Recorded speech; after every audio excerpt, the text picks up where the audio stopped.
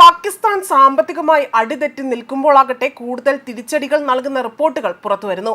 കൂടുതൽ കടങ്ങളിലേക്ക് പാകിസ്ഥാൻ കൂപ്പുകുത്തുകയാണ്. പാകിസ്ഥാന്റെ വിമാനങ്ങൾ ദീർഘകാലം അവിടെ നിർത്തിയിട്ടതിനെ തുടർന്നുകൊണ്ട് ഏകദേശം 2200 കോടി പാകിസ്ഥാൻ രൂപയുടെ നഷ്ടമാണ് അവിടെ ഉണ്ടായിരിക്കുന്നത് എന്നതാണ് അന്വേഷണ റിപ്പോർട്ടുകൾ സൂചിപ്പിക്കുന്നത്. പാകിസ്ഥാൻ ഇന്റർനാഷണൽ എയർലൈൻസ് കോർപ്പറേഷനാണ് ഈ ഒരു തിരിച്ചടി ലഭിച്ചിരിക്കുന്നത്. ഇതിനു മുൻപും പാകിസ്ഥാൻ കടബാധ്യതയെ തുടർന്നുകൊണ്ട് തന്നെ ഇത്തരത്തിൽ ഇന്റർനാഷണൽ എയർലൈൻസ് വിൽക്കാൻ ഒരുങ്ങുന്നു എന്ന വാർത്തകൾ പുറത്തു വന്നിരുന്നു. ഇതിനിടയിലാണ് വീണ്ടും ഇത്തരത്തിൽ കൂടുതലധികം നാശനഷ്ടങ്ങൾ ഇവർക്ക് സംഭവിക്കുന്നു എന്ന വാർത്തകൾ സ്ഥിരീകരിക്കുന്നത്. എന്നാൽ കടം തീർക്കാൻ ഇനി പാകിസ്ഥാൻ IMFന്റെ സഹായം തേടാൻ കഴിയില്ല എന്നത് ഒരു വസ്തുതയാണ്.